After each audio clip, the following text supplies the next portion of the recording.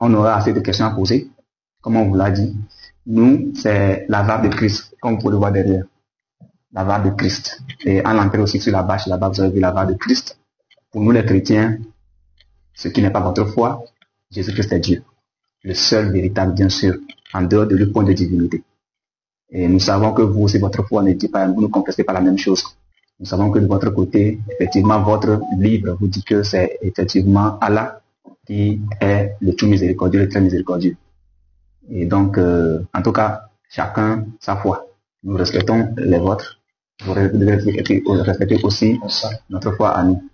Donc, sur ce, vous allez nous expliquer, vous nous expliquer un temps soit peu ce que c'est que l'islam. Comment est-ce qu'on est sauvé en islam?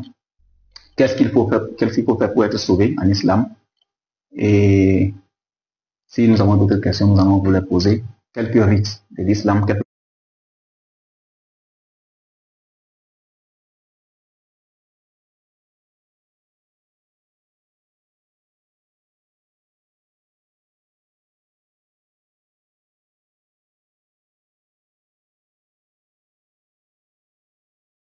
dans la mosquée.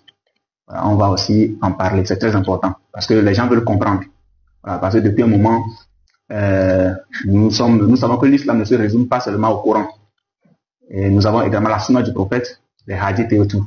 Et quand, dans la sourate 33, verset 36, quand il a dit que lorsque Allah et son messager, le prophète, décident de quelque chose, il n'appartient pas à un croyant de dire le contraire ou encore de dire autre chose, si je paraphrase d'une certaine manière. Donc, dans la sunna, nous avons remarqué que le prophète, dans Abu Daoud 650, va nous faire comprendre que vous pouvez prier avec vos chaussures. Vous pouvez rentrer dans la mosquée avec vos chaussures. Maintenant, la question qu'on se pose, il y a un cas d'exception, bien sûr. Le cas d'exception, c'est lorsque le musulman est rentré dans la mosquée et que la chaussure qu'il porte est remplie de saleté, il doit l'enlever, la mettre soit du côté gauche, soit du côté droit, soit entre ses pieds, du côté gauche s'il n'y a personne, du côté droit s'il n'y a personne, ou entre ses pieds et continuer la prière. Pourquoi c'est venu? C'est venu parce que lors d'une prière, bien sûr, le prophète, conduisant la prière, va enlever sa chaussure. Et à un moment donné, il y a ceux qui suivaient, ceux qui le guidaient dans la prière également vont faire pareil. La sourate 33, le verset 21 va nous dire qu'il est l'excellent modèle à suivre. Donc quand il fait quelque chose, il faut également faire pareil. Donc ils vont également enlever leurs chaussures et déposer. Donc par après maintenant, après la prière, le prophète va leur poser la question, mais pourquoi avez-vous enlevé vos chaussures? Là ils vont leur dire, mais nous t'avons vu enlever tes chaussures, nous aussi nous avons enlevé les nôtres. Il va leur dire non, c'est parce que pendant la prière, Jibril, si vous voulez bien, Jibril est venu à moi et m'a dit qu'il avait de la saleté dans ma chaussure.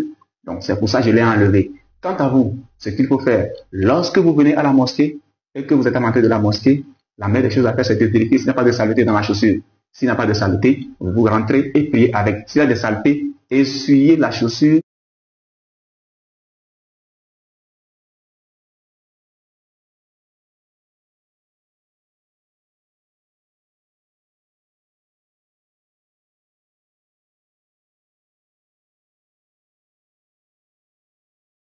Maintenant, l'exception, c'est de l'enlever, de le mettre de côté gauche, de le mettre de côté droit s'il n'y a personne, ou bien s'il y a des gens, de le mettre entre ses jambes et de continuer tranquillement la prière. Donc, sur ce point, vous allez nous expliquer un peu ce que vous pensez de cette sunna du prophète. Nous allons également parler un temps soit peu du salut. Quand je parle du salut ici, c'est comment est-ce qu'on est sauvé en islam. Le croyant est-il sauvé par la miséricorde d'Allah? Ou le croyant est-il sauvé par les œuvres qu'il accomplit sur terre? Bien, par quoi est-ce que le musulman est réellement sauvé en islam? Il faudrait que vous nous éclairiez là-dessus.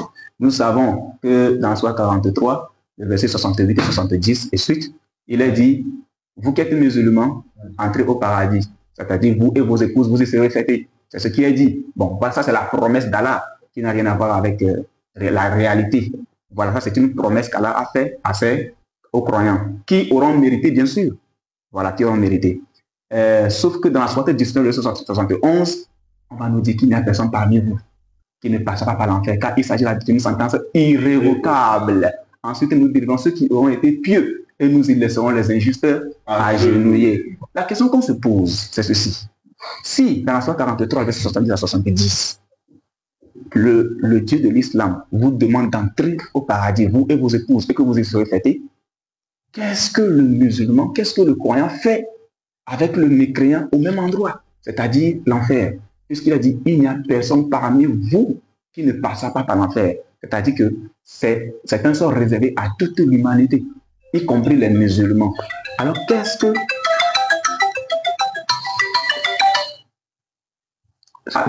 Okay. Alors, qu'est-ce que le croyant fait ensemble avec le mécréant en enfer? Et c'est après cela, maintenant, que Allah va le délivrer et laisser les injustes agenouillés.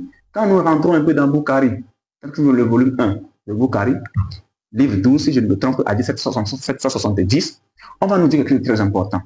On va nous dire que en ce moment-là, les croyants sortiront de l'enfer. C'est-à-dire quand Allah va faire miséricorde aux pieux, à ceux qui n'ont adoré que lui seul, qu'est-ce qu'il va faire? Il va demander aux anges de rentrer dans l'enfer et d'en sortir ceux qui n'ont adoré que lui seul. Et les anges rentrant en enfer vont sortir les pieux, sauf que ils seront brûlés, mais il y aura une partie qui ne sera pas brûlée. C'est la marque de la prosternation. Donc le hadith de Bukhari va nous dire, le rapport de Bukhari va nous dire que les croyants ou encore les pieux sortiront de l'enfer en ce moment-là, mais comme un squelette. Mais plus tard, on voit que Allah vous donnera autre chair et tout. Voilà. Maintenant, vous allez nous expliquer un peu de tout ça. Vous allez nous dire également, est-ce que dans le Coran, de la première sourate jusqu'à la 114e sourate, est-ce qu'il y a un seul verset dans lequel Allah a dit, il est lui-même, il dit à son prophète, le prophète bien-aimé, bien sûr, quand je parle du prophète bien-aimé, je ne parle pas de Muhammad, est-ce que Allah lui a dit qu'il est Dieu? Voilà. Nous ne parlons pas ici des récits. Les récits, ce sont les histoires que Djibril a apportées d'autres livres, des faits passés, et qu'il est venu raconter au prophète. Nous parlons ici d'un échange entre Allah et l'homme parfait selon l'islam, c'est-à-dire votre prophète. Donc vous allez nous expliquer un peu de tout ça. Et nous sommes pratiquement 182 en ligne actuellement. Mélanger les musulmans et tout. Voilà. Donc, il y a beaucoup qui attendent et qui veulent avoir des réponses à tous ces questionnements que nous avons, à toutes ces questions que nous avons laissées. Donc, à vous la parole. Voilà. Donc, je vous rappelle encore que nous sommes ici au siège de la VAR. Voilà, ça c'est vérité, autorité, révélation de Jésus-Christ. C'est-à-dire que Jean 14,6, le Seigneur Jésus-Christ est le seul véritable, c'est-à-dire le seul chemin, la seule vérité et la seule vie. Quand on parle de seul, c'est l'absolu.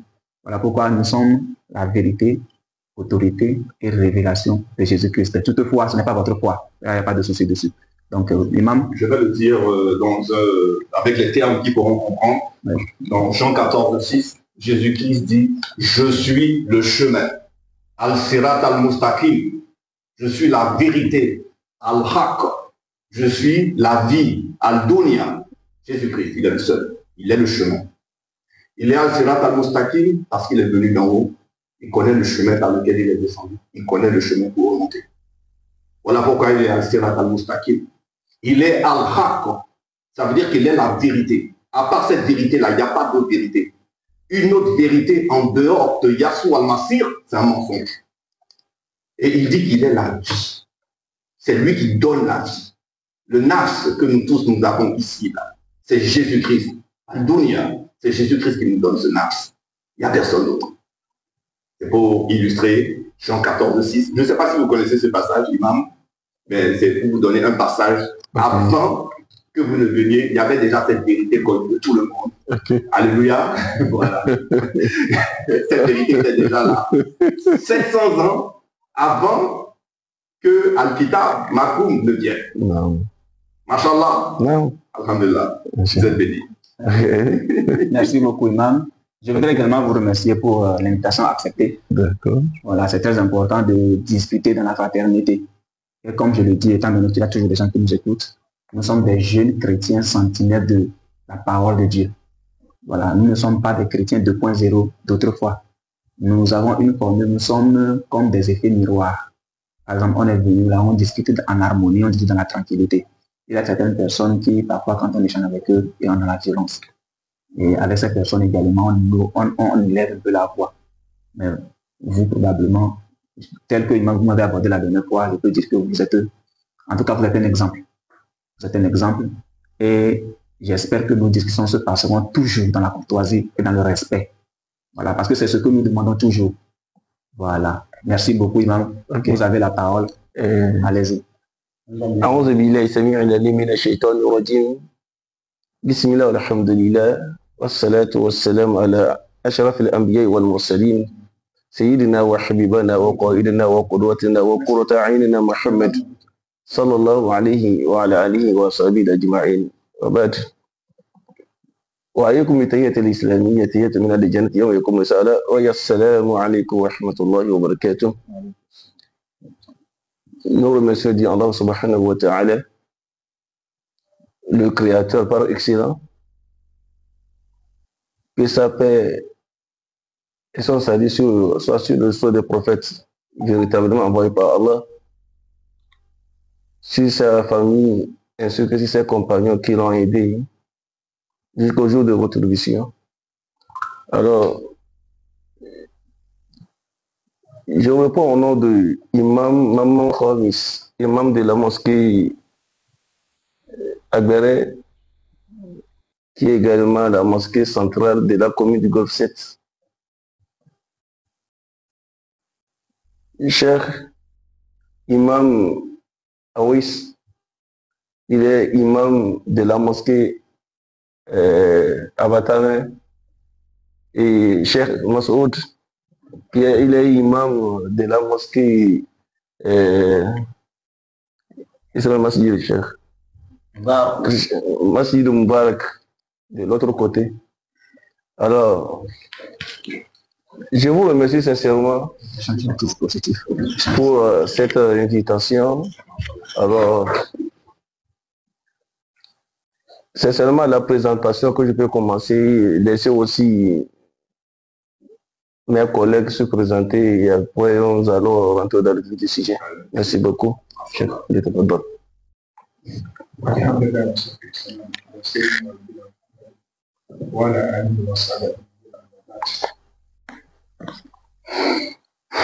Je me nomme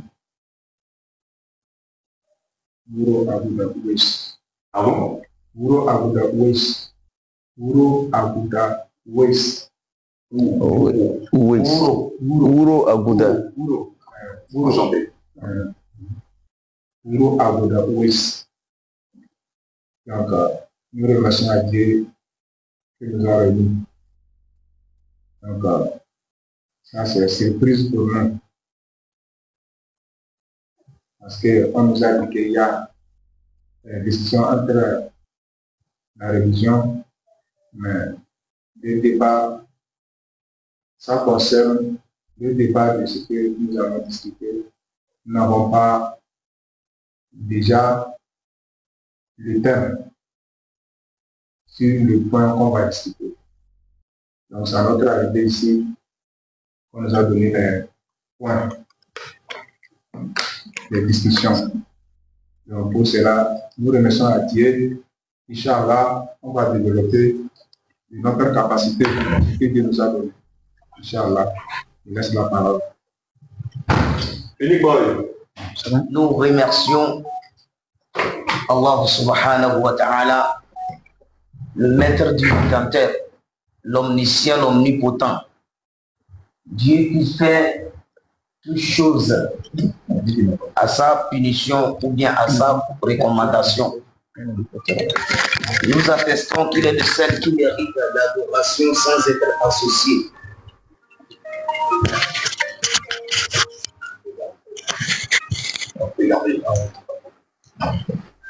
Nous remercions Allah subhanahu wa ta'ala qui par sa clémence et sa miséricorde, il nous a facilité cette assise avec nos frères. Nous lui rendons grâce, nous lui remercions de la manière la plus vaste, la plus globale, la plus éminente. J'atteste qu'il est le seul qui mérite l'adoration sans être associés. Dieu, l'omniscient, le détenteur du trône, l'omnipotent, l'omniprésent. J'atteste ainsi que Mohammed, sallallahu alayhi wa sallam, est son serviteur, à la fois son messager. Il a été envoyé pour toute l'humanité entière. Il a guidé sa communauté vers le droit chemin et la religion de la vérité. Sauf les injustes sont égarés. Nous prions que la paix d'Allah subhanahu wa ta'ala, son salut soit sur lui, ainsi que sa noble famille, tous ses fidèles compagnons, tous ceux qui le suivront dans de bonnes manières en permanence jusqu'au jour du jugement dernier. Qu'Allah subhanahu wa ta'ala nous fasse miséricorde. Moi je me nomme Mas'oud Mohammed. Mas'oud Mohammed, ici imam de la mosquée Al-Mubarak, non loin de Sourabidabé, si vous me permettez, Sourabidabé, le quartier Sourabidabé, non loin d'ici. Ah, vous êtes l'imam de cette mosquée? Ouais. D'accord, très bien. Donc nous sommes tellement très reconnaissants, très contents de votre invitation et nous prions Allah subhanahu wa ta'ala de nous conduire dans de bonnes manières, sains et souples. Nous débutons par sa grâce, par sa permission, par sa miséricorde et nous terminons aussi dans de bonnes manières, sans violence. Merci beaucoup, je vous remercie. Enchanté, imam. Merci beaucoup d'avoir répondu à cette invitation. Vous êtes ici la bienvenue dans le siège de la barre triste, comme nous l'avons annoncé plus tôt. Alléluia. Donc, comme vous avez fait honneur à ce en quoi vous croyez, lakum dinukum waliyadin. Lakum dinukum waliyadin. Inch'Allah. Donc, nous aussi, nous allons prier pour disposer ce moment entre les mains du Dieu véritable. À part Jésus-Christ, il n'y a pas d'autre Dieu. Chercher Jésus-Christ, chercher Dieu en dehors de Jésus-Christ et rencontrer Shaitan. Mashallah. Éternel Dieu, notre Père et notre Roi de gloire. Nous te rendons grâce, nous bénissons ton saint nom, toi le Dieu du temps et des circonstances. Yahweh, Yahweh Sabaoth, l'éternel des armées, l'éternel qui combat toute forteresse qui s'est érigée en mensonge, en termes de système de pensée parmi les hommes. Nous déclarons ce soir dans le nom de Jésus que ces forteresses, elles tombent au nom puissant de Jésus. Seigneur, nous soumettons toute mentalité, nous soumettons tout mensonge, nous soumettons toute hauteur à la connaissance véritable de Christ. Nous savons, Seigneur mon Dieu, mon roi, par le feu de ta justice, que ici régnera la vérité, que toutes sortes de mensonges ne prévaudront point, car rien que la vérité que tu es, Seigneur, sera brandie en ce lieu, comme un étendard, parce que tu es Jéhovah Nissi, l'éternel des armées, le Dieu de tout temps, de toute éternité. Nous te remercions, Seigneur, toi qui as permis à ce moment tu l'avais déjà préparé. Il était déjà initié dans la vie de nos frères depuis le commencement de toutes choses. Tu avais déjà préparé ce moment afin que la vérité que tu es soit transmise, implémentée jusque dans leur ADN. Afin que tout voile, Seigneur, qui subsiste sur les cœurs, que ces voiles se déchirent, tel à la croix, Seigneur mon Dieu, mon roi. Tu avais opéré cette œuvre salutaire et rédemptrice pour toute l'humanité, afin que toute l'humanité soit sauvée. C'est ainsi que tout voile de l'islam, toute voile de la religiosité, toute voile de mensonge qui subsiste encore sur un cœur, afin qu'il ne puisse entrevoir la vérité, la splendeur de l'évangile. Ces voiles seront déchirées ce soir, au nom puissant de Jésus-Christ de Nazareth. Seigneur mon Dieu, mon roi, tu as dit là où 2 ou 3 sont réunis en ton nom, tu es au milieu de nous. Seigneur, nous t'invitons à faire ton entrée magistrale en ce lieu. Descends avec ton règne, avec ta puissance, avec ta souveraineté, au siècle des siècles, dans le nom de Jésus, au nom puissant de Jésus. Seigneur mon Dieu, mon roi, nous prions par ce ciel ouvert du mois d'octobre, que tu délègues une myriade d'anges qui annoncent l'évangile, fracasser les portes des cœurs de ceux qui sont encore dans les ténèbres, afin qu'ils soient transportés des ténèbres à ton admirable lumière, et qu'ils annonçassent les merveilles et les vertus de ce Fils unique au travers duquel tu t'es incarné pour opérer cette œuvre pour toute l'humanité. Que l'œuvre de ton salut, Seigneur, soit le partage de nos frères ce soir, et que la vérité de Jésus-Christ règne dans nos vies, règne en ce lieu, règne sur ce live au siècle des siècles, et c'est au nom de Jésus que nous avons prié. Amen. C'est Jésus qui règne, le Dieu véritable. À part Jésus, Toute idéologie, toute religion, toute philosophie est un mensonge. C'est Jésus le Dieu véritable. Voilà ce que nous disons ici. Voilà, donc, alléluia. Ouais. Merci beaucoup, frère. Donc, merci beaucoup, Imam. Comme on l'a dit, bon, je vais revenir un peu sur le problème de notre frère. En fait, peut-être que l'imam a manqué de vous le dire. On avait statué sur le sujet sur lequel on devait discuter aujourd'hui. Bien, Imam, voilà, on avait statué dessus. Donc, peut-être que ça a été un petit manque de communication, tout simplement. Donc, ne vous inquiétez pas. Dans tous les cas, c'est une première rencontre. Voilà, c'est une première rencontre, Imam. Voilà. Donc, dans tous les cas, il n'y a pas de souci là-dessus. On va faire comme on peut faire. Et prochainement, chacun sera bien préparé. Voilà. Je sais que l'imam il est bien préparé parce que depuis la dernière fois, lui, il avait déjà le sujet. Voilà. Donc, Imam, vous avez la parole. Nous avons touché certains points. Voilà. Par rapport à tout ce que vous voulez comme hadith ou bien sourate et tout, nous allons vous l'afficher sur l'écran. Vous voyez déjà sur l'écran, vous voyez déjà. Voilà. Donc, tout sera sur l'écran afin de bien lire et de bien comprendre ce que nous sommes venus faire ici. Voilà. Donc, c'est un peu ça. Est-ce que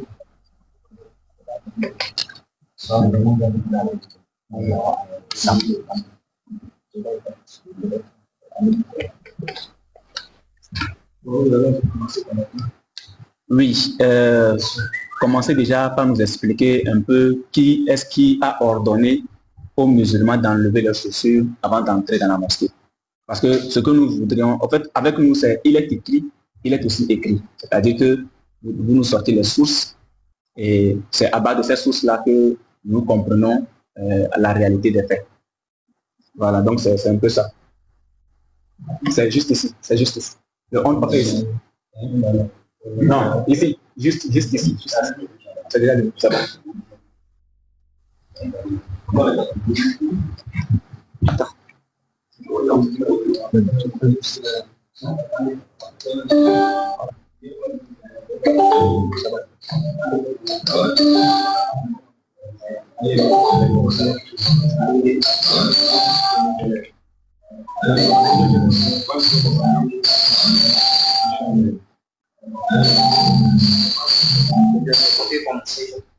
Oui, bien sûr, bien sûr. La première des choses, nous remercions encore Allah subhanahu wa ta'ala qui nous a facilité cette soirée de parler de nous. La question est ce qui concerne le fait d'enlever les chaussures avant, n'est-ce pas, avant d'entrer dans la mosquée, n'est-ce pas ça? Effectivement. La première des choses, nous avons la sourate 2. La sourate 2. Verset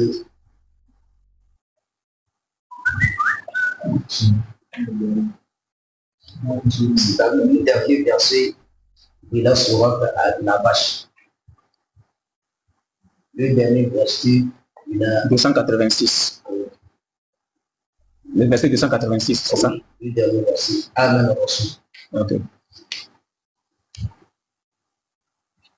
Donc, ici, ce que je vais expliquer un peu, Dieu le Tout-Puissant, l'Éternel, par sa miséricorde, tous les prophètes que Dieu le Tout-Puissant a envoyés,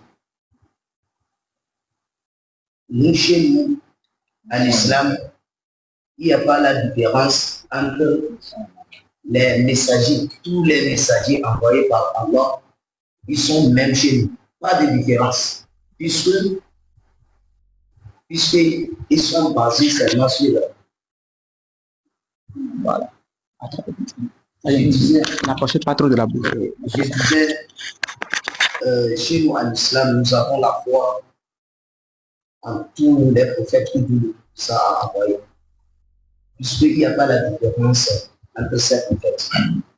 Donc, Moïse, il est le prophète de l'islam. Dieu le Tout-Puissant lui a ordonné. Je pense que tout le monde est sûr. Oui, Dieu le Tout-Puissant a ordonné Jésus et Moïse dans la sourate Ils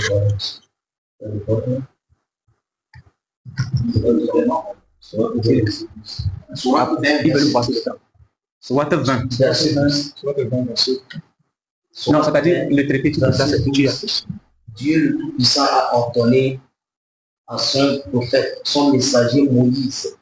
Lorsque Moïse veut rencontrer Dieu, Dieu le Tout-Puissant lui a ordonné d'alléguer ceci.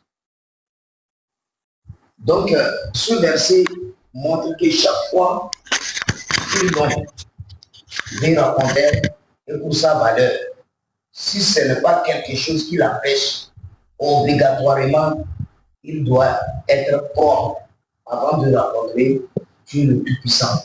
D'où Dieu le Tout-Puissant a essayé d'ordonner à Moïse d'enlever les sourcils avant de lui rencontrer. Parce que Dieu le Tout-Puissant, il est saint. Donc c'est pourquoi dans l'islam, en ce qui concerne la prophétie de Mohammed sallallahu alayhi wa sallam, il est venu pour achever ce que les prophètes, les précédents, ils ont commencé. Donc du coup, vous allez voir qu'il n'y a pas de la différence. Il n'y a pas la différence entre les recommandations des autres prophètes et la différence entre les autres prophètes et lui, prophète de l'islam, Mohammed sallallahu alayhi wa sallam. La question d'enlever les sandales avant d'entrer dans la mosquée, c'est une question tellement très large. Aujourd'hui, vous allez remarquer que Dieu le Tout-Puissant, il nous a dit dans un verset qu'il a fait faciliter, je pense, il a facilité l'adoration à tous les serviteurs. Il a facilité, une de nous, la facilité. Il n'a pas coincé les choses pour que tout le monde puisse l'adorer dans les bonnes conditions. Donc, en ce qui concerne enlever les tempêtes avant de rentrer dans la mosquée, si ce n'est pas quelque chose, c'est-à-dire vous êtes, par exemple, un soldat, vous voyez, un soldat qui va en guerre, donc il est en position, donc il ne peut pas vouloir entrer dans la mosquée et enlever cette tempête, puisqu'il est en position de la guerre. Mais ceux qui ne sont pas, il n'y a pas une préavis ou bien quelque chose, donc il faut te purifier, enlever toutes tes tempêtes avant de rentrer dans la mosquée. Parce que la mosquée, c'est un ministère. Je pense que c'est un peu ce que je peux parler à ce qui concerne enlever les tempêtes. Et, alhamdoulilah, nous rendons grâce que mes frères sont autour de moi. S'il y a des ajouts, ils vont ajouter. Je pense que je vais m'arrêter ici. Ok, merci beaucoup. Nous allons revenir un peu en arrière pour la sourate al-Baqarah, la dernière sourate. Dieu dit,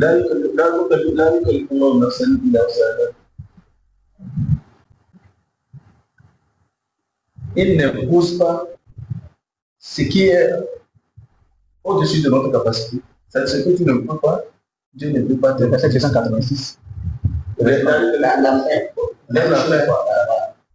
Là où vous venez de quitter tout à l'heure. Dieu dit là, il te dit pour l'homme Allah ne pose pas, Allah ne pose une charge supérieure à sa capacité. Vous voyez, non? Donc, c'est ce que Imam Cheikh Mohamed a essayé d'expliquer. En rentrant à la mosquée, il est ordonné d'enlever les chaussures. Il est ordonné d'enlever les chaussures. Et maintenant, si tu veux porter les chaussettes, tu vas faire l'ablution, n'est-ce pas? Faire l'ablution, porter ces chaussettes.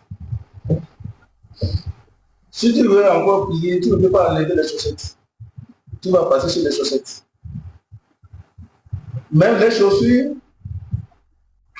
on ne peut pas enlever, on ne peut pas appuyer avec les chaussures, sauf en cas d'obligation, comme je vais le dire. Avant que vous ne continuiez, vous avez dit que il est ordonné d'enlever les chaussures avant d'entrer dans la mosquée. Voilà, je voudrais savoir qui a donné cet ordre-là. Est-ce Allah? Est-ce le messager? Est-ce un savant? Est-ce Bukhari? Est-ce An-Nasai? Est-ce Abi Daoud? Est-ce bon, qui exactement a donné cet ordre-là? C'est ça que je viens de dire. C'est la raison pour laquelle je vous ai dit. Entre nous les musulmans, la foi que nous, il n'y a pas la dissociation entre les prophètes. Il n'y a pas la différence entre les prophètes. Effectivement. Le prophète Moïse, lorsque Dieu le Tout-Puissant lui a ordonné d'enlever les tapettes pour y rencontrer parce que c'est Allah sa grandeur. Donc ce verset montre que le prophète de l'islam, il nous a expliqué sur ce verset que lorsque Dieu le Tout-Puissant a ordonné Moïse d'enlever cette tapette avant de lui croiser ou bien avant de l'implorer, c'est de cette manière lui aussi Dieu le Tout-Puissant lui a ordonné. Puisque chaque fois que vous voulez rencontrer Allah subhanahu wa ta'ala, si ce n'est pas quelque chose qui va vous empêcher de ne pas lever les tapettes, si c'est avec une bonne décision, c'est-à-dire que ce n'est pas quelque chose qui vous empêche. Donc c'est une obligation d'enlever les tapettes. Je dis bien une obligation. Parce que tous les versets qui sont dans le Coran est une obligation. Peut-être ça fait les hadiths peuvent arriver et peut-être ce sont les hadiths qui sont des faibles hadiths. Mais quand Dieu le Tout-Puissant dit quelque chose dans le Saint-Coran, c'est tellement très obligatoire que les hadiths. Je ne sais pas si vous comprenez. Est-ce que Dieu, Allah, peut-il contredire le prophète? Non, quand je parle parce qu'il y a des hadiths non authentiques. Peut-être les gens ont menti au nom du prophète. Donc ces hadiths-là, donc ce sont des hadiths faibles, que vous appelez doïf. Mais quand c'est authentique, ils disent que c'est sacré. On doit l'accepter. Donc maintenant, j'aimerais savoir un truc avant que vous ne continuiez. Dites-nous, entre le prophète Moussa et le prophète Mohammed, sallallahu alayhi wa sallam, lequel des deux est beaucoup plus crédible? Crédible.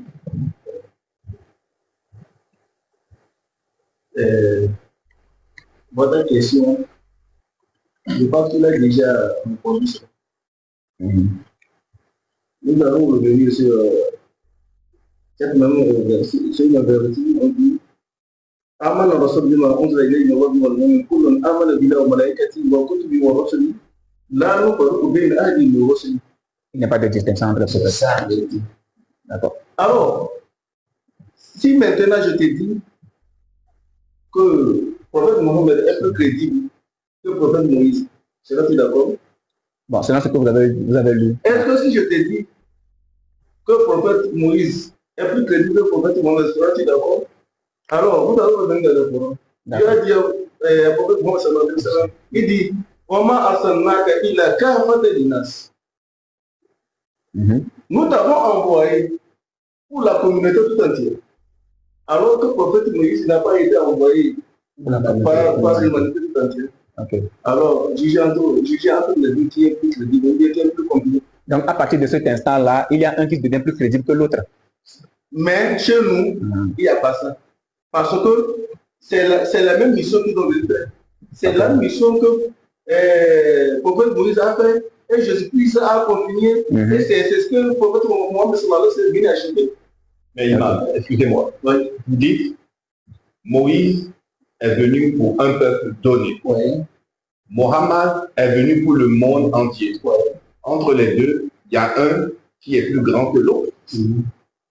C'est ça. Il y a un qui devient plus grand. Mais puisque on va pas s'accrocher. On ne va pas s'accrocher. Parce que s'il faut qu'on prenne ce côté-là, on serait obligé d'aller ailleurs. Donc ce qu'on va faire, voilà, on va rester dans le truc. C'est une très bonne question qu'il a posée. Parce que s'il y a un, vous allez nous renchérir là-dessus. Maintenant, ce que nous voudrions comprendre là, à cet instant, ce que nous voudrions comprendre à cet instant précis, c'est ceci. Le prophète Moïse, il est venu avec son message. Et lorsque il est allé sur la montagne et qu'il devait rencontrer Allah, Allah lui a demandé d'enlever ses chaussures. Ça, c'est ce que vous venez de nous expliquer tout à l'heure, conformément à la sourate 20. Bien. par rapport au prophète, qu'est-ce qui s'est passé? Donc, étant donné que nous y sommes, nous allons essayer de prendre une parole. Parce qu'on est d'accord que les paroles du prophète ne se retrouvent pas dans le Coran. Mais que les paroles du prophète ne se retrouvent pas dans le Coran. Et que les paroles du prophète se retrouvent dans le hadith et dans la sunna généralement. Et puis, j'ai la question, j'ai un petit ajout. Vas-y. Vous savez, la parole du prophète de l'islam explique souvent les mots dans le Saint-Coran. C'est-à-dire il y a souvent des mots qui sont parlés en parabole. Donc, il faut aller expliquer ces mots avant que les gens comprennent. Exactement. Donc, c'est pour cette raison que vous allez voir que la parole, ou les paroles du Saint-Coran, la parole de Dieu, vous allez voir que souvent, c'est comme aussi la parole du prophète. Puisque le prophète, Dieu le Tout-Puissant a dit que c'est quelqu'un qui ne parle pas par passion.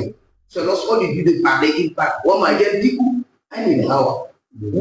Dieu le Tout-Puissant ne lui dit pas de parler, il n'est pas quelqu'un qui parle. Voilà. C'est-à-dire que tout ce qu'il dit, c'est par inspiration divine. C'est par inspiration divine. Je suis tout à fait d'accord. C'est ce qui est écrit. Et quand c'est écrit, nous on dit Amina.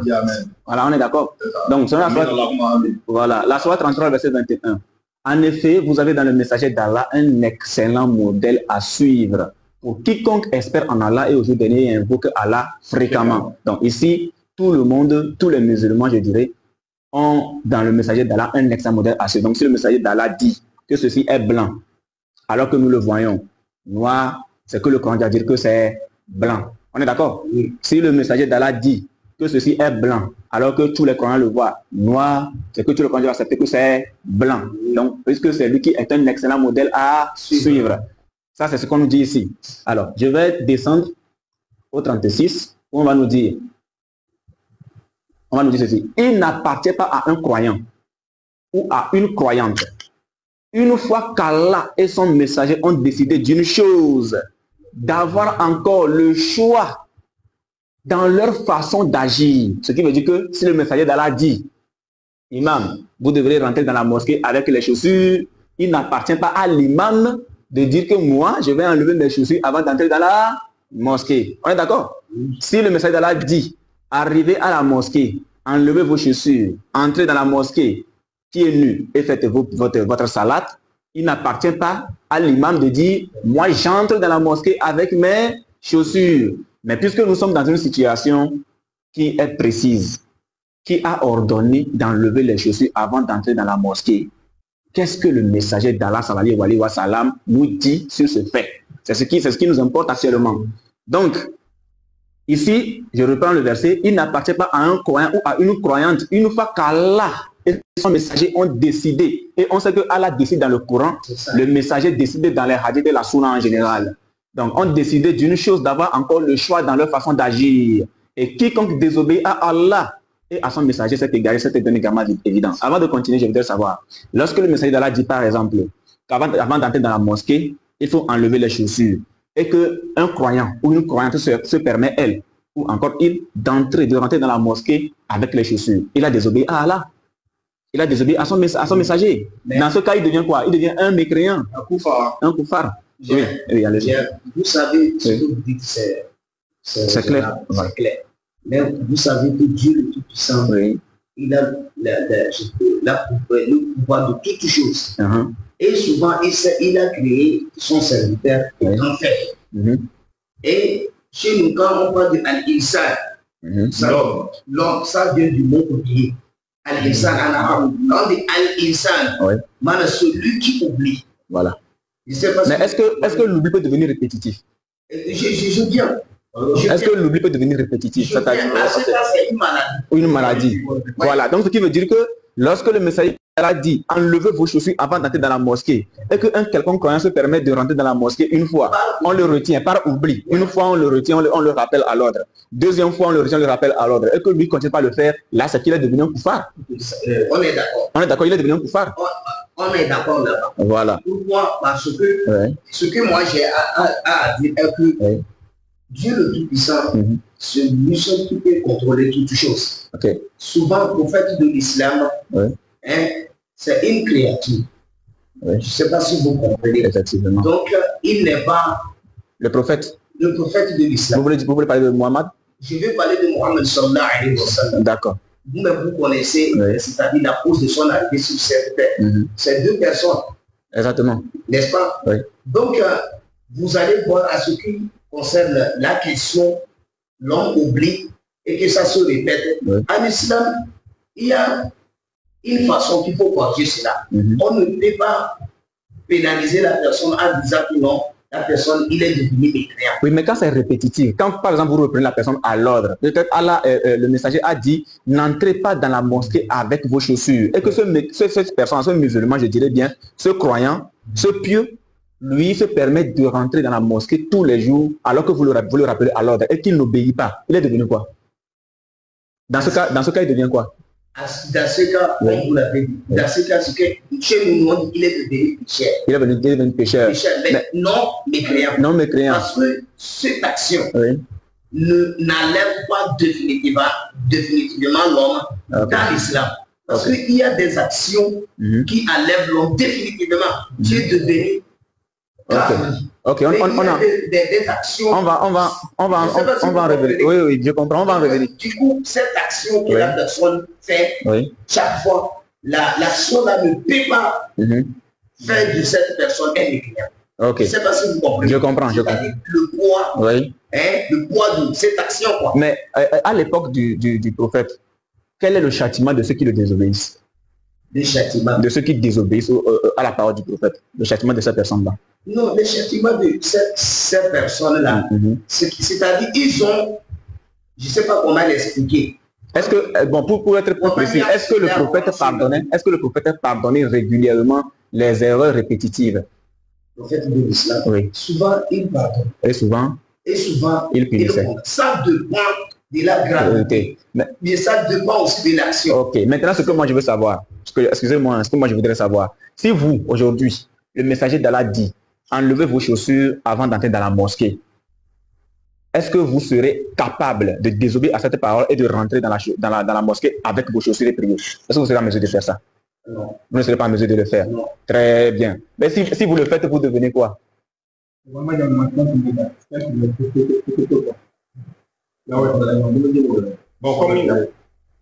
c'est bon? Oui, dans ce cas, puisque vous devenez pécheur, mais non mécréant. D'accord. Donc, nous, on va essayer de vérifier. Comme on vient de le prendre, la Sourate 33, verset 36, il n'appartient pas à un croyant ou à un croyant une fois qu'Allah et son messager ont décidé d'une chose, d'avoir encore le choix dans leur façon d'agir. Donc, ce qui veut dire que lorsque le prophète dit « N'entrez pas dans la mosquée avec la chaussure », il n'appartient pas à quiconque qui est croyant de rentrer dans cette mosquée-là avec sa chaussure. On est d'accord? Et si c'est l'inverse, c'est pareil. Quand il dit « Rentrer prier avec les chaussures », il faut que le croyant exécute. Vous voyez comment le verset là est terminé. Voilà. Et la personne est égarée. Oui. Voilà. Vous voyez, la personne, mais, on n'a pas dit la personne est devenue mécréant. L'égarement est différent de mécréant. C'est comme si... Est-ce qu'un égaré est un pieux musulman? Non. Celui qui est égaré, c'est à cause de quelque chose. C'est quelque chose qu'il a égaré. Mais est-ce qu'en ce moment-là, cette personne-là est toujours musulmane? Il est musulman. Il est toujours musulman. Il est musulman. Parce qu'il peut retenir. Ok, merci. Il peut se repentir. Maintenant, cette repentance-là va consister à quoi? C'est-à-dire de ne plus répéter ce qu'il faisait avant. C'est-à-dire que si le prophète lui dit, n'entrez pas dans la mosquée avec les chaussures, et que lui le faisait, la repentance consiste au fait qu'il entre maintenant dans la mosquée sans les chaussures. C'est ça la repentance? Très bien. Maintenant, ce que nous allons vérifier, c'est une parole du prophète. Parce que c'est un sujet qui brûle les lèvres actuellement. Et il y a des musulmans qui voudront comprendre réellement ce qui se passe avec les imams. Parce qu'il y a un imam. Il s'est accompagné, nous aussi on veut comprendre, on est d'accord. Voilà, donc je vais prendre la Sunan Abu Daoud. Vous acceptez Abu Daoud? On accepte. Vous savez que c'est Sahih. C'est ça. On accepte Abu Daoud. Voilà, donc nous avons deux imams, Imam Bukhari et Imam Muslim. Tous les imams ont accepté pour nous étant d'abord, ils ont fait des recherches et 100% véridiques. Tous les hadiths qu'ils ont rapportés ont des chaînes de transmission directes avec la parole des professeurs de Salam. Donc, quand on te dit que c'est-à-dire provient du livre de Muslim ou de Bukhari, il n'y a pas de doute. Okay. Mais les autres imams, on les accepte. Mais il y a certains imams qui ont travaillé sur leur hadith. Donc, quand vous amenez un hadith ici, nous allons essayer de voir si ça a été authentifié ou pas. Il a authentifié. Par exemple, le Cheikh Albani, c'est un cheikh qui authentifie les hadiths. Voilà. Si nous on le prend, c'est s'il dit que cet hadith est correct, voilà. Donc ça veut dire que s'il dit que cet hadith est faible, nous allons le jeter. Ça veut dire que si le Cheikh Albani nous dit tout à l'heure que ce hadith-là est sahih, c'est que c'est sahih. Oui, c'est ça. Merci. Merci beaucoup. Mais maintenant, je vais vous expliquer un peu. Quand vous parlez de Sunna là, oui. Sunna c'est divisé en 3 parties. C'est que pour cela, c'est le autres demande. Il a dit, fais ceci, fais ceci, fais ceci. Oui. Finir. Ce qu'il a fait. Et nous avons vu, nous sommes en train de limiter. Voilà. Et c'est ce que lui-même, le troisième point, c'est quoi? Il a vu dans la tête de peur, mais il n'a rien dit. Ou bien il a encouragé. Mais lorsque lui-même corrige quelque chose, voilà. Il a vu toi en train de faire quelque chose, il n'a rien dit, ce qui veut dire que c'est bon. Voilà. Soit Dieu t'encourage pour te dire que c'est bon, il faut continuer pas le faire. Alors, c'est ces 3 points-là que nous allons mettre l'accent et nous nous concentrons sur ces 3 points-là. Okay. Et en dehors de tout ça, là, nous allons parler des hadiths faibles. Ok. Les doïs, par exemple. Oui. Voilà. Donc, ici, on nous dit ceci. Voilà, ça c'est Sunan Abi Daoud 650. Non, c'est Abi Daoud 650. Et ça a été authentifié par le cheikh Albani. Voilà, ce qui veut dire que c'est sahih. Voilà, le grade, c'est sahih. Donc, ici, maintenant, nous allons essayer de voir ce que Abi Daoud nous rapporte du messager d'Allah. Ok. Voilà, nous sommes dans la traduction. Ok. L'arrêt arabe al-Qudri. Alors que le messager d'Allah guidait ses compagnons dans la prière, il retira ses sandales et les posa à sa gauche. Voyant cela, les gens retirèrent leurs sandales. Lorsque le messager d'Allah eut terminé sa prière, il demanda « Qu'est-ce qui vous a décidé à retirer vos sandales ?» Ils répondirent « Nous avons dû retirer tes sandales, alors nous avons retiré les nôtres. » Le messager d'Allah dit alors « Gabriel est venu me voir et m'a informé qu'il y avait de la saleté dessus.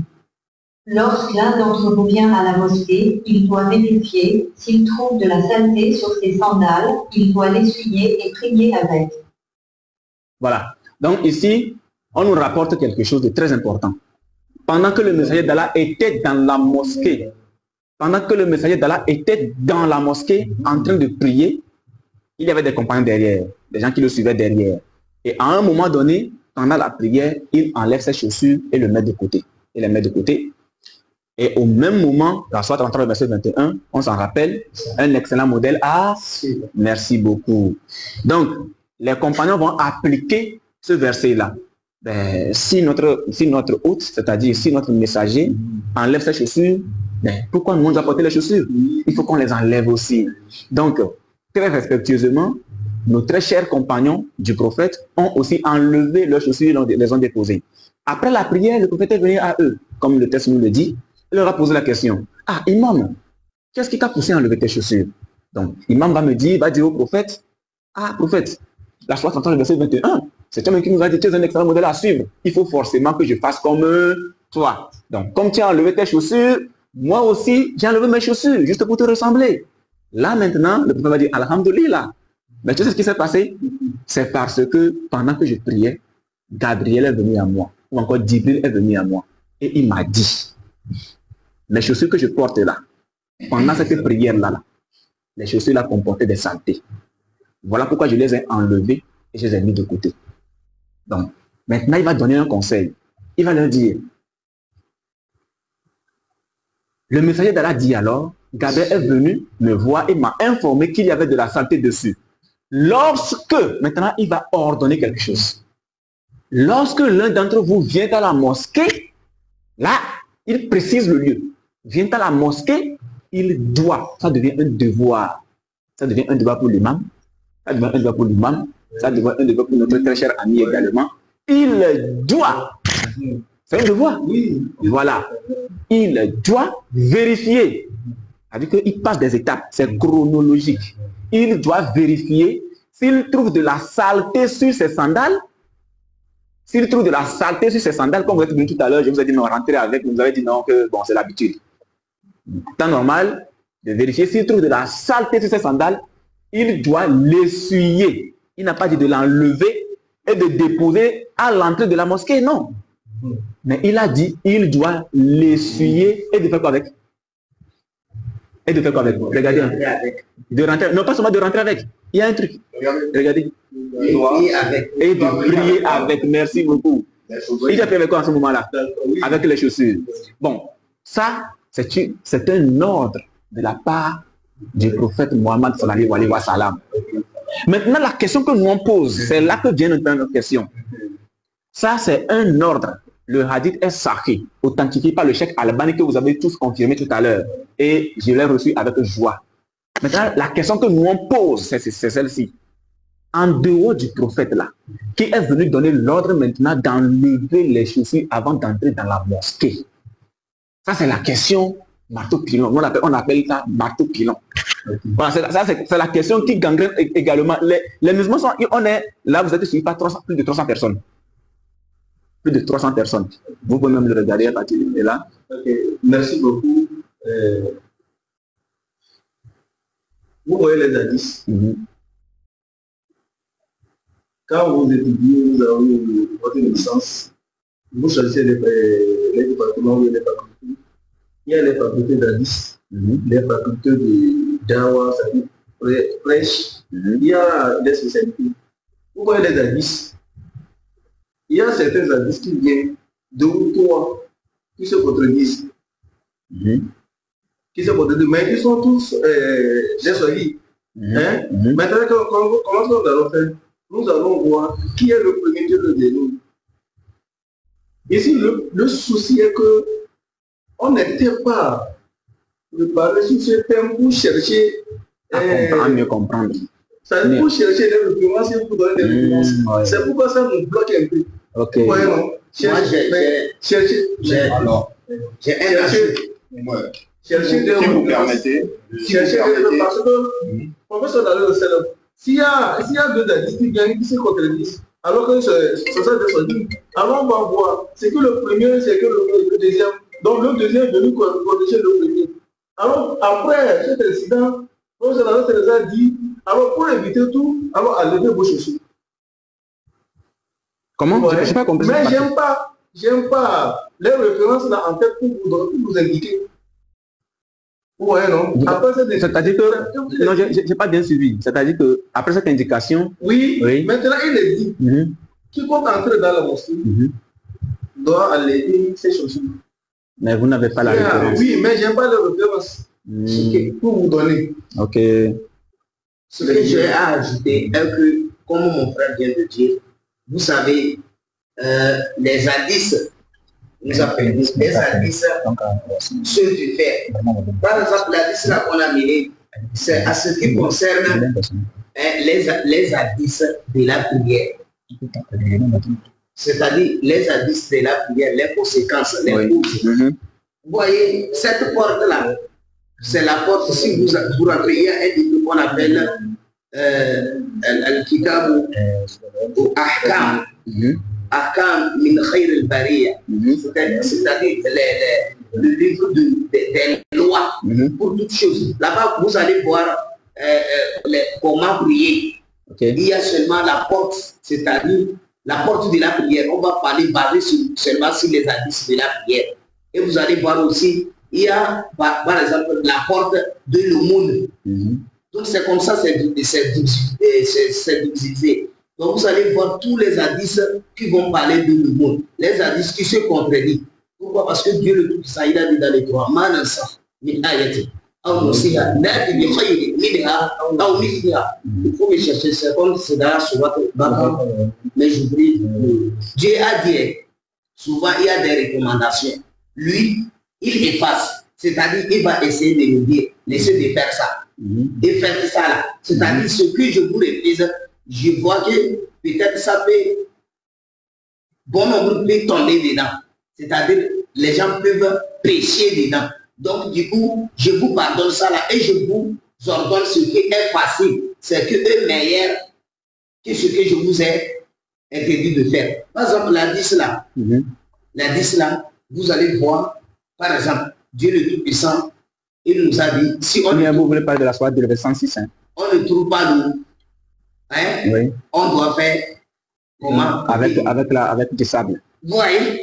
Donc Dieu le Tout-Puissant là-bas, s'il ne veut pas faciliter, automatiquement, il allait dire que c'est l'eau ou l'eau. Je ne sais pas si vous comprenez. Donc la l'islam, lorsque le prophète de l'islam, Muhammad sallallahu alayhi wa sallam, a ordonné cette fidèle de faire quoi? De suer leurs sandales et prier avec.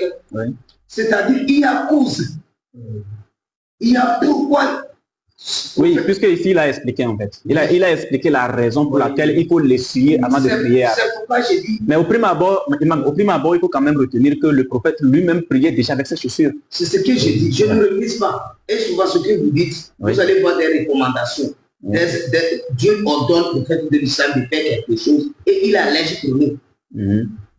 Par exemple, la prière de la nuit comme ça, c'est obligation pour le prophète de l'islam. Mais pour nous, c'est surrogatoire. Je ne sais pas si vous comprenez ce que j'ai dit. Mon frère.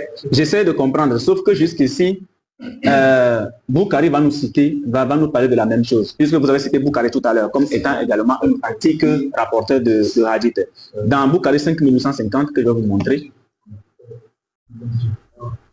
Oui, dans le Boukhari 5850, mais puisque vous avez cité Boukhari, donc ça m'a poussé à quand même le sortir. Donc 5850, que je vais vous montrer.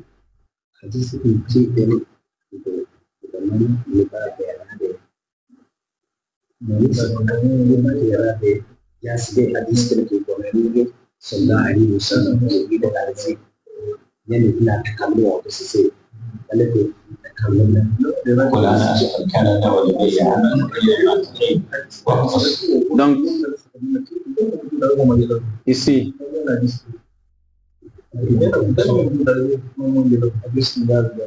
voilà, vous voyez ici, ça, c'est le Boukhari 5850. Ça, c'est le Boukhari 5850. Ok, je vais essayer de l'agrandir un tout petit peu pour tous. Voilà.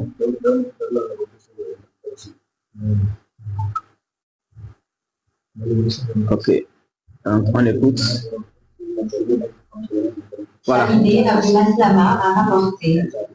J'ai demandé à Anna, bint Malik, le prophète, avait-il l'habitude de faire ses prières avec ses chaussures aux pieds? Il m'a répondu oui. Là, c'est Boukhari qui nous rapporte que Anas Abin Malik a dit. Le prophète avait-il là posé la question? Voilà, c'est Saïd qui pose la question. Et la question c'était si est-ce que le prophète avait l'habitude? L'habitude, ce n'est pas un truc qui est, disons, qui est, comment on appelle-t-on là? C'est pas un truc qui est volontaire ou mais pas volontaire, je ne vais pas dire volontaire, mais qui est momentané, non. Il avait l'habitude de prier, de faire ses prières avec ses chaussures aux pieds. Là, c'est la question qui est posée. Donc, il m'a répondu oui. Donc, ça veut dire que le prophète lui-même avait l'habitude de prier avec les chaussures aux pieds. Le prophète Mohammed sallallahu alayhi wa sallam a toujours prié avec ses chaussures. Voilà. Maintenant, puisque vous avez dit que vous avez quand même un hadith, mais que vous ne vous rappelez pas, ce n'est pas notre première et dernière rencontre. Voilà. On peut quand même revenir dessus. Il y a beaucoup de choses qu'on peut vous sortir. Il y a beaucoup de choses qu'on pourra vous sortir, mais on va se limiter qu'à ces deux-là pour le moment. Mais c'est pour dire quoi? C'est pour dire que, en fait, la sainteté ne vient pas de ce que nous faisons de notre corps. La sainteté, c'est dans l'âme, c'est dans l'esprit, c'est dans le cœur. Ce qui veut dire que quelqu'un peut enlever ses chaussures, faire ses ablutions, rentrer dans la mosquée, prier, même dormir à la mosquée. Imam, est-ce que son corps est pur? Donc, la pureté vient d'où? Alhamdulillah, wa salatu wa salam ala sayyidina Muhammad wa ala alihi wa sahbihi. Nous remercions à Dieu. Nous remercions à Dieu qui nous a réunis dans ce débat.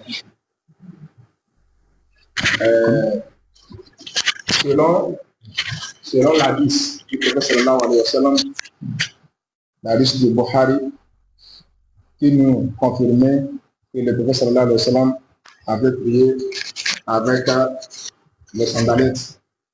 Donc, hier, dans la prière, l'ange avait été venu, il dit qu'il y a des saletés derrière les tempêtes. Donc, et puis, il a enlevé ça. Et ses compagnons qui sont derrière lui, eux aussi, ils ont enlevé les sandalettes. Donc, après, le prophète sallallahu alayhi wa sallam les a demandé pourquoi vous avez enlevé vos sandalettes. Il dit que comme vous aussi, vous avez enlevé vos sandalettes, c'est comme nous aussi, nous avons enlevé vos sandalettes. Effectivement. Et le prophète sallallahu alayhi wa sallam dit, pour moi, il y a déchets sous les sandalettes et l'ange gardé était venu les signaler. Mais vous pouvez prier. Lorsque vous voulez rentrer dans la mosquée, vous regardez sous vos sandalettes. S'il n'y a pas de déchets, vous rentrez dans la mosquée avec les sandales. Vous priez avec les sandales. Merci beaucoup. Amen, Allahumma amen. Donc, pour l'hadith, c'est que l'hadith sahih chez Al-Bani, mais l'hadith là, c'est sunnah du prophète sallallahu alayhi wa sallam. Si un musulman a prié avec les sandalettes, c'est la sunnah du prophète sallallahu alayhi wa sallam. Ce n'est pas péché. Ce n'est pas péché. C'est la sunnah du prophète sallallahu alayhi wa sallam. Donc, si je comprends bien, imam. J'arrive. Ok, je vous laisse terminer. J'arrive. Mais le prophète sallallahu alayhi wa sallam, il nous a confirmé que l'ange Gabriel lui a dit qu'il y a les déchets sur ces sandalettes. Lorsque nous marchons de loin jusqu'à l'entrée dans nos mosquées, nous marchons de différentes sortes de déchets jusqu'à arriver au bord de la mosquée. Donc, et nous enlevons les sandalettes, nous déposons et nous rentrons dans la mosquée pour prier. Je n'ai pas compris.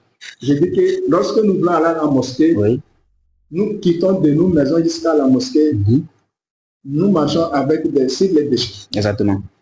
Donc, arriver pour rentrer dans la mosquée avec les tempêtes, l'imam rentre avec ses tempêtes, celui-là rentre avec ses tempêtes, et puis il y a les déchets, il y a des sables sur ça. Donc, nous allons voir que la mosquée sera sale. C'est sale. Et nous-mêmes, on va prier sur les déchets aussi. On va prier sur les déchets. Parce que les déchets que nous avons pitié avant de rentrer dans la mosquée. Est-ce que vous me comprenez? Mais si c'est maintenant, l'homme a quitté, il a porté cette tapette comme, les tapettes là est propre. C'est propre. Dans la sunna du prophète sallallahu alayhi wa sallam, si tu as prié avec ça, il n'y a pas de péché. Selon la sunna du prophète sallallahu alayhi wa sallam, tu appelles la sunna. Ça c'est sunna du prophète. Ça c'est sunna du prophète sallallahu alayhi wa sallam. Si tu pries avec les chaussures. Avec les chaussures. C'est sunna du prophète. Oui, c'est sunna du prophète. Okay. Il n'y a pas de péché. Donc, selon... Maintenant, quelqu'un qui prie sans les chaussures, c'est la sunna de qui? Celui qui prie sans les chaussures. Sans les chaussures. Oui. C'est ça que j'ai dit, c'est ça que je vous dis. C'est la sunna du prophète sallallahu alayhi wa sallam. Donc, c'est ça que j'ai dit, je vous explique. Non, vous avez dit que celui qui prie avec les chaussures, c'est la sunna du prophète. Si tu as prié, oui. Écoutez ici, écoutez bien. Si tu as prié avec les sandalettes, tu as fait la sunna. Si tu as prié sans les sandalettes, ce n'est pas que tu as commis des péchés. Mais tu as désobéi au prophète. Tu n'as pas désobéi le prophète. Puisque le prophète parce que le prophète, écoutez bien. Le prophète, on l'a dit d'enlever les sandalettes parce qu'il y a des saletés. Et maintenant, qu'est-ce que pour le prophète Mohammed qu'est-ce qu'il a conseillé? Il dit maintenant, comme moi, j'avais saleté, Djibril m'a dit, attendez, laissez-moi terminer. Laissez-moi terminer. Djibril m'a dit, comme il y a saleté, c'est pour ça que j'ai enlevé et j'ai prié. Normalement, vous ne devez pas enlever, vous priez. Mais moi, j'ai enlevé parce que sur le moment là, Djibril m'a dit, il y a saleté. Donc, je ne peux pas encore aller laver. Voilà pourquoi j'ai enlevé pour prier. Maintenant, vous, Qui vous a demandé d'enlever les chaussures? Moi, c'est parce qu'il y a saleté. Maintenant, si vous voyez que dans vos sandales, il y a saleté, il faut laver et prier avec. Ceci est écrit. Donc, ça veut dire que un musulman qui respecte la sunna de Mohammed sallallahu alayhi wa sallam doit prier avec les chaussures. C'est pour dire, c'est là que j'ai... C'est tout. Maintenant, qui vous a dit d'enlever les chaussures? Ça vient d'où? C'est ça qu'on nous a dit. Donc, les débats ne pas encore précisés. Hein? Vous n'avez pas nous préciser les débats. Donc, pourquoi vous priez avec sans les sandalettes? Donc, on devait chercher les hadiths pour venir pour confirmer. Mais comme on est venu brusquement, les questions sont sorties brusquement. C'est ça. C'est ça que je disais ceci. Non, s'il vous plaît. Je vais clarifier. Écoutez bien. Donc, selon le verset que le frère a amené, que il va me rappeler. Le combien? Là où il priait, le prophète priait. Non. Ce verset, ce n'est pas 10. Ah, la Sourate 33, 21 ou 33, 36. Prochainement, vu que vous n'étiez pas préparé, il n'y a pas de souci. Il n'y a vraiment pas de souci. Nous, on aime ça. Comme ça, on apprend à échanger, à connaître. C'est très important de savoir dans quoi on est.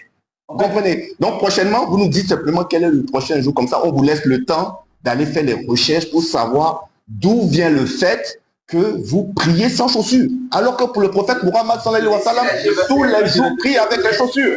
Je ma parole. On voit que tu as terminé. Oui, terminé. On appelle la sunna du prophète sallallahu alayhi wa sallam. Il y a catégorie. Le prophète sallallahu alayhi wa sallam, il a obligé. Ça, c'est obligatoire. Si tu n'as pas fait, il y a des péchés. Oui. Du prophète authentiquement au fond. Pour les versets que le frère nous a affichés sur l'écran, il a 33, 21. 33, 36.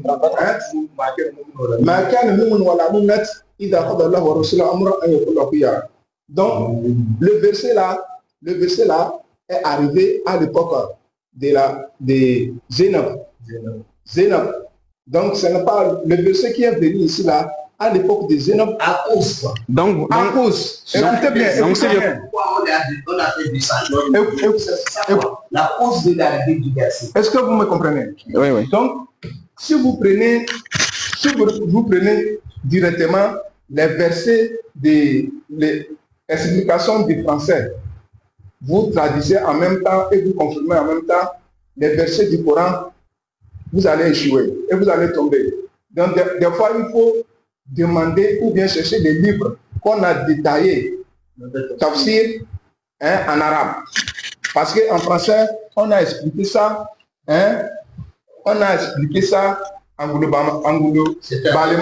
légèrement. Donc, pour le verset là, il y a une femme qu'on appelle Zénab.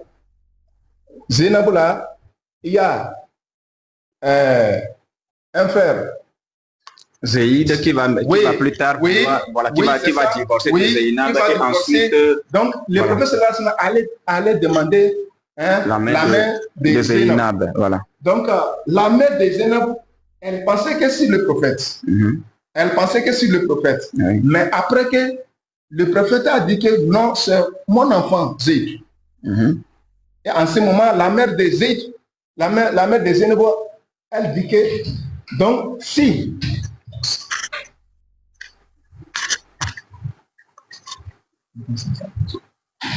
Est-ce que vous comprenez ce que j'ai dit? Non. Non. Ok. Allez-y, on vous écoute quand même.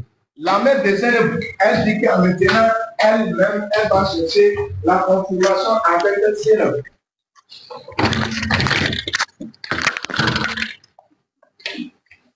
Allez-y. Donc, si Zénab a confirmé, avant, la mère de Zénab, elle a déjà accepté la demande du prophète sallallahu alayhi wa sallam. Mais comme elle a dit que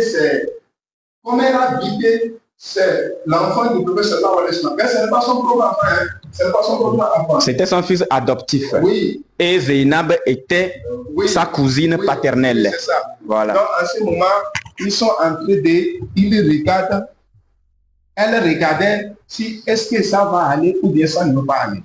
Et le verset est arrivé. Le verset est arrivé.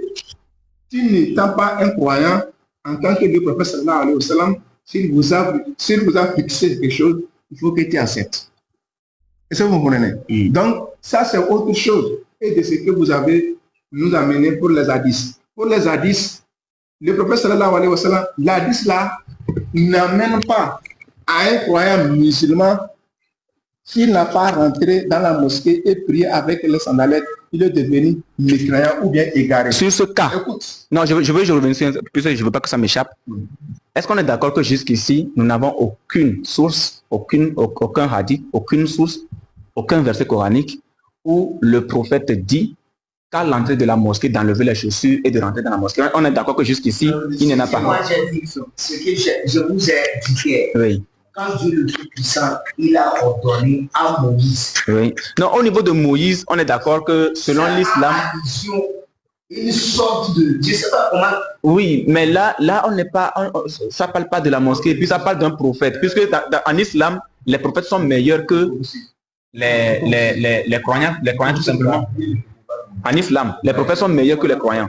Voilà, les prophètes ont reçu un certain agrément. Mais au niveau de Moussa, déjà, on sait que Moussa, c'était bien sûr un prophète d'Allah. C'était un prophète d'Allah, mais quelque chose de particulier lui a été ordonné, c'est-à-dire d'enlever la chaussure avant de rentrer au lieu où se trouvait Allah. On est d'accord?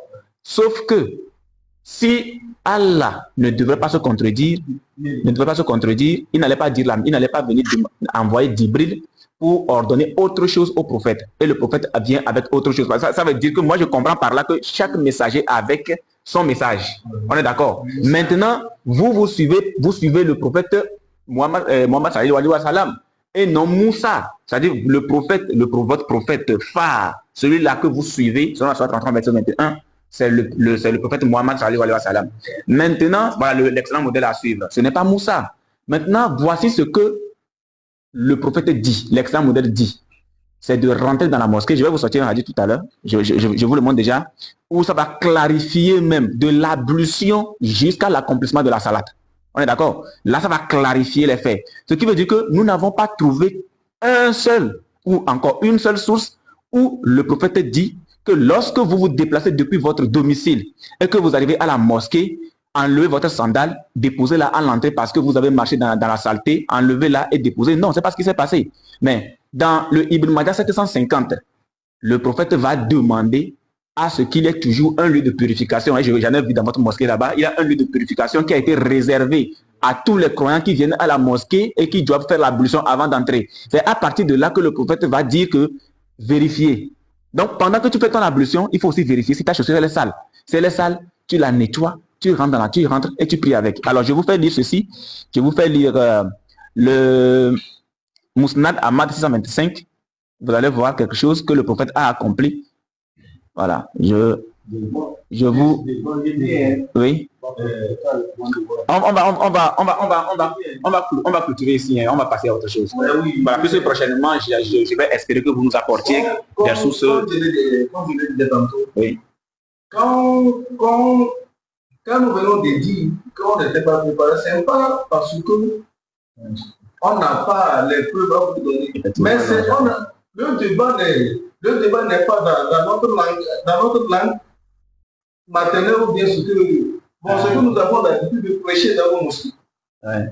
On n'a pas l'habitude de prêcher en français pour vous donner des versets en français. On a l'habitude de prêcher soit en hébreu ou en portugais. Alors, si vous revenez à votre tout à l'heure, nous allons vous donner certains hadiths. Mais c'est seulement que même si on récite des hadiths en français et en arabe, pardon, si on avait des hadiths en arabe, on n'a pas de références pour vous donner. Mais les références que vous avez en protocole, ils sont moi par exemple, moi par exemple, je vais pas lever. De mieux, voilà. Ce qui est, nous allons reporter ça. Voilà, ça c'est la même. Mais je vais quand même vous dire. Vous n'êtes pas préparé là-dessus. En fait, c'est pourquoi nous l'avons sorti. Voilà. Maintenant, je vais quand même vous dire pourquoi nous l'avons sorti. C'est parce que sur nos pages, il y a plusieurs musulmans qui viennent de découvrir à peine qu'effectivement en islam, il est recommandé ou encore ordonné par le prophète de prier avec les chaussures. Et ils sont sous le choc. Parce qu'ils se disent que depuis des années, depuis des siècles, eux, on leur a dit qu'il faut toujours prier sans les chaussures. Mais comment ça se fait qu'on leur a caché une telle information capitale? Vous voyez un peu? Avec les chaussures. Donc c'est par là que, excusez-moi, je vais lire ceci, et je vais lire ceci, et puis moi, et puis on va passer. Oui. Nous disons, oui. On va vous dire ça. Voilà. Effectivement. Effectivement. Voilà. Mais mais avant de. Oui. Oui. Dit ici que Dieu le Tout-Puissant, quand il dit, il comprend, sa compréhension passe. C'est pas la compréhension que nous pensons. Effectivement. Je sais pas si vous comprenez. C'est clair, c'est clair. Et souvent, vous savez, quand Dieu le Tout-Puissant ordonne des choses de faire, c'est-à-dire, c'est pour faciliter, quoi. Effectivement. Je ne sais pas si vous comprenez. C'est pour faciliter. Voilà. Donc, Dieu le Tout-Puissant ne peut pas bénir l'homme à propos de ça. Je ne sais pas si vous comprenez. Parce que l'homme, c'est par exemple, vous allez en voyage. Vous êtes en société, vous êtes sur cas. J'ai expliqué ça ici. Quand tu vois qu'il n'y a pas de saleté, et tu vois que là où tu peux rester, ça ne peut pas déranger les autres, il faut prier avec un standard.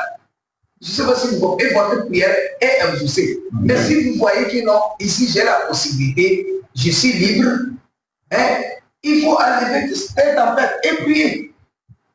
Dieu va accepter. Je ne sais pas si vous comprenez ce que je dis. On prie dans la ok, ce qu'on va faire, on va reporter ça sur plus tard. Mais toutefois, je vais quand même vous donner, oui, attends. Non, ça va encore me détourner. Pardon, attends. Avant de reporter ce sujet, étant donné que vous devrez aller faire des recherches et revenir informer tous ceux qui nous suivent actuellement, là nous sommes à 395 personnes. Vous voyez que vous enseignez, vous n'enseignez pas seulement la mosquée, mais vous enseignez toute une communauté dans les 4 coins du monde. Je suis sûr que vous devez en être fiers.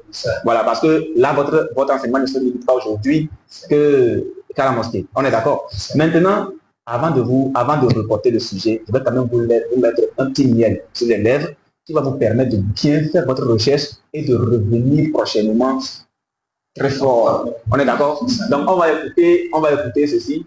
Voilà, on va écouter. C'est... Voilà.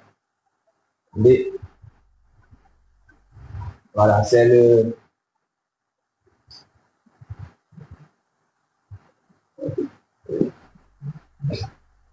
D'accord.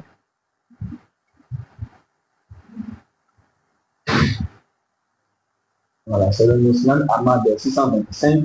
Voilà, que je vais refaire. Ça c'est comme un petit dessert. Ça c'est comme un petit dessert avec lequel vous allez partir. Et prochainement, ça tient au cœur, ça tient à cœur vraiment aux musulmans. Beaucoup veulent comprendre. Pas seulement les musulmans, mais nous aussi. Parce que ça nous tient à cœur. Voilà. Voilà, donc on va écouter. On écoute. Oui.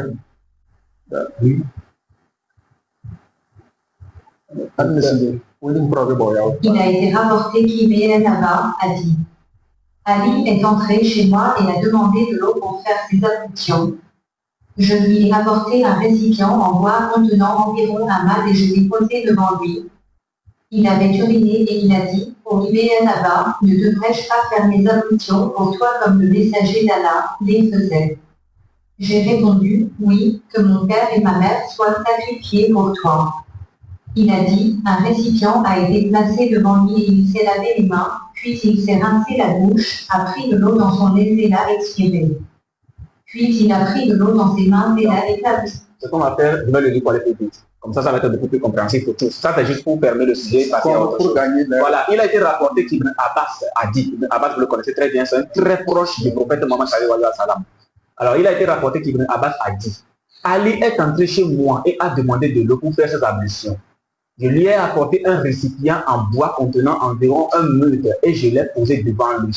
Il avait uriné et il a dit: Oh Ibn Abbas, ne devrais-je pas faire mes ablutions pour toi comme le messager d'Allah le faisait? J'ai répondu: Oui. que mon père et ma mère soient sacrifiés pour toi. Il a dit, un récipient a été placé devant lui et il s'est lavé les mains. Puis il s'est rincé la bouche, a pris de l'eau dans son nez et l'a expiré. Puis il a pris de l'eau dans ses mains et l'a éclaboussé sur son visage, l'ablution comme vous le savez, en plaçant ses pouces au sommet de ses oreilles. Il a fait cela 3 fois. Puis il a pris une poignée d'eau dans sa main droite et l'a versé sur son front. Puis il l'a laissé couler sur son visage. Ensuite, il s'est lavé la main droite jusqu'au coude 3 fois, puis l'autre main de la même manière. Puis il s'est essuyé la tête et l'arrière des oreilles. Puis il a pris de l'eau avec ses 2 mains et l'a versé sur ses pieds. Chaussé de sandales. Il a fait tout cela étant dans ses sandales. On continue. Puis il a retourné son pied pour le laver. Il a ensuite fait de même avec l'autre pied. J'ai dit, avec ses sandales? C'est-à-dire, il est étonné. Il pose avec ses sandales? Il a répondu, avec ses sandales. J'ai dit, avec ses sandales? Il a répondu, avec ses sandales. J'ai dit, avec ses sandales? 3 fois. Il a répondu, avec ses sandales. C'est-à-dire que le prophète Mohammed sallallahu alayhi wa sallam, à chaque fois qu'il faisait non seulement ses ablutions, mais qu'il devait aussi prier, il était toujours chaussé. C'est sur ce que nous fermons d'abord ce sujet pour une toute prochaine fois. Voilà, maintenant. Il faisait cette ablution toujours avec, c'est-à-dire il portait des sandales sur le corps. Sandales ou des chaussettes? C'est écrit sandales, avec ses sandales. C'est sandales? Oui, c'est sandales. Appelez-moi la version arabe. La version arabe, d'accord. Oui. Nous, parce que. Non, la version arabe. Parce qu'on a dit c'est là. Appelez-moi la version arabe. Oui. Non, ici là.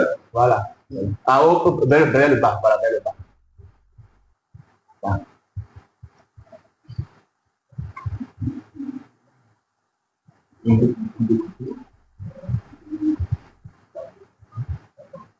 Oui, c'est le nom que vous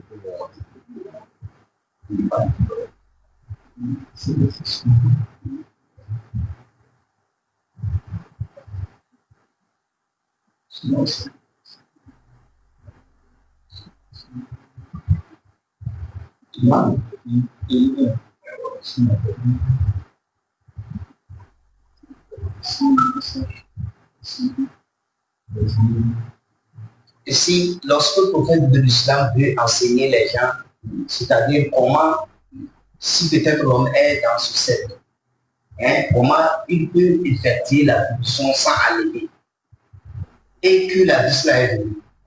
Je ne sais pas si vous comprenez. Et la vie là, lorsqu'il a parlé des sandales, c'est-à-dire la vie, c'est bon. Voilà, au moins il y a les commentaires qui veulent confirmer si c'est bon ce que nous avons lu. Donc en commentaire, c'est confirmé. En commentaire, c'est confirmé, c'est sandales. C'est sandales, c'est confirmé. C'est sandales. Voilà. Même moi, c'est sandales, on est d'accord. Mais ici, la question est que un jour, je ne sais pas, on va aller trouver c'est-à-dire je pense qu'on était d'accord de passer à autre. Oui, là, c'est lui qui non, moi, je dirais juste que c'est avec ça que je vais vous dire. C'est le dernier point. C'est fini. Maintenant, on passe maintenant à autre chose. Ça, c'est pour vous dire que lors de vos recherches, que vous sachiez comment chercher pour ceux qui vous suivent. Voilà. Maintenant, on va passer au prochain point maintenant. Est-ce que, là c'est pas, ça va pas être long. Nos frères voudront savoir, est-ce que dans le Coran, Allah a-t-il parlé directement au prophète pour lui dire qu'il est Dieu et de l'adorer? C'est-à-dire, est-ce qu'il y a un verset? On a dit pas de récit, parce que nous savons qu'il y a plusieurs récits dans le Coran. Mais est-ce que le prophète, est-ce que Allah lui-même, sans intermédiaire de Jibril, s'est-il présenté au prophète Mohammed sallallahu alayhi wa sallam? Vous allez voir, je viens, comme je vais dire comme ça, vous allez répondre à prendre chacun. Comme par exemple, quand vous prenez la Sourate 10, verset 94, on a demandé d'aller demander à les livres qui étaient là. Oui. Donc, on va prendre par exemple à Taurat, à Zabour ou à l'Injil. D'accord? Maintenant, quand on va voir dans à Taurat, on voit que Dieu parlait directement avec Noah. Dieu parlait directement avec Ibrahim. Dieu parlait directement avec Moussa. Jusqu'à il a même apparu dans un buisson ardent sur le mont Horeb. On est d'accord? Dieu a toujours parlé directement, face à face, sans intermédiaire avec ses prophètes ou de qui que ce soit. Pourquoi tous les prophètes, tous les messagers, Dieu leur a toujours parlé en direct? Laissez-moi terminer. Non. Attends, je sais là où vous êtes. D'accord? En direct. Mais et notre prophète Mohammed, sallallahu alayhi wa sallam, pourquoi lui, nous voulons un verset qui nous montre où Dieu a parlé directement avec lui sans Jibril. Parce qu'on ne comprend pas pourquoi lui spécialement, qui est le sceau le plus grand des prophètes, à nous, d'accord, il n'a jamais entendu Dieu. C'est fort, hein? Non, en tout cas, non. Je vais plutôt apporter un petit truc. Nous n'affirmons pas. Nous posons des questions. Parce que le frère, c'est une petite erreur. Nous n'affirmons pas. C'est une question que nous voudrions poser. C'est une question que nos frères veulent poser et mieux comprendre. Est-ce qu'il y a un verset dans le Coran où Allah a parlé directement au prophète, lui disant qu'il est Dieu et de l'adorer sans risque? Est-ce que ça c'est juste avant de tomber sur notre sujet même qu'on a abordé, c'est-à-dire le salut? Ça c'était juste un petit point qu'on va fermer. C'est une parenthèse, tout simplement.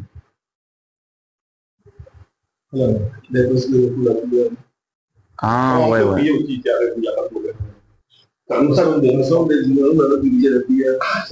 Ah oui. Bon, donc on va essayer. Bon, sur ce point-là, on va clôturer ça très rapidement.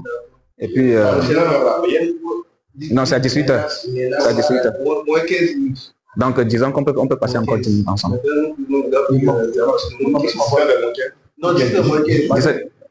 Ça dit dans 15 minutes, il veut dire.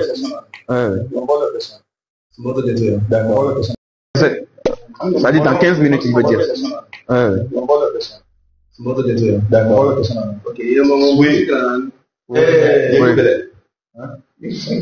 Quand on parle de courant, ça, il y a, je ne sais pas pourquoi dire, c'est comme il y a une magie. Le courant, le livre saint, il dit, il y a le Coran الكريم في كتاب مكنون لا يمسه إلا المطهرون تنزيل من رب العالمين. Ce courant que nous voyons, c'est ça. C'était dans un grand livre qu'on appelle dans le Mahfouz. C'est comme dans le premier siècle. Donc, c'était là-bas. Donc, s'il y a un événement qui se passe sur la terre, et il enlève les versets, on peut révéler les versets un à un. C'était pas complet comme ça. Alors, le Coran, c'est à part. Il y a des hadiths qu'on appelle hadiths qudsi, où Dieu parle directement avec vous, c'est la leçon. Hadiths qudsi. C'est pas automatique. Ça sont rapportés par ça, il n'y a pas intermédiaire entre Dieu et l'ange Gabriel. Non, ça c'est directement entre Dieu et son prophète. Mais c'est hadith, c'est pas versé. Mais ce ne sont pas des versets. Donc, le Coran, c'est quelque chose qui a été rédigé par Allah subhanahu wa ta'ala. Et comme le prophète, il est illettré, il essaie de lire, écrire. Vous voyez? Donc il ne peut rien inventer. Donc c'est pour montrer l'authenticité du Coran. Alors, lorsque il dit, dit, fais ceci, et tout ça, ça revient intégralement dans le Coran. Sinon, si c'est quelque chose que le prophète dit de sa propre façon, dans le Coran, ne devait pas revenir dans le Coran. On peut dit, et tu rapportes ça dans le Coran, pour dire ça, dit. Tu vas en même temps donner le message sans. Ça dit dans 15 minutes, il veut dire. D'accord. Ok, oui. Quand on parle de courant, ça, il y a, je ne sais pas pourquoi dire, c'est comme il y a une magie. Le courant, le livre saint, il dit, إنه القرآن الكريم في كتاب مكنون لا يمسه إلا المطهرون تنزيل من رب العالمين. Ce Coran que nous voyons, c'est ça. C'était dans un grand livre qu'on appelle dans le Mahfouz. C'est comme dans le premier siècle. Donc, c'était là-bas. Donc, s'il y a un événement qui se passe sur la terre, et il y a les versets, on peut révéler les versets un à un. C'était pas complet comme ça. Alors, le Coran, c'est à part. Il y a les hadiths qu'on appelle hadiths qudsi, où Dieu parle directement avec vous, c'est la leçon. Hadiths qudsi. C'est pas authentique, c'est comme ça de rapporter par ça, il n'y a pas intermédiaire entre Dieu et l'ange Gabriel. Non, ça c'est directement entre Dieu et son prophète. Mais c'est hadith, c'est pas versé. Mais ce ne sont pas des versets. Donc, le Coran, c'est quelque chose qui a été rédigé par Allah subhanahu wa ta'ala. Et comme le prophète, il est illettré, il essaie de lire, écrire. Vous voyez? Donc, il ne peut rien inventer. Donc, c'est pour montrer l'authenticité du Coran. Alors, lorsque il dit, dit, fais ceci, et tout ça, ça revient intégralement dans le Coran. Sinon, si c'est quelque chose que le prophète dit de sa propre pension, dans le Coran, ne devait pas revenir dans le Coran. On peut te dire, et toi, tu rapportes ça dans le Coran, pour dire ça, dit,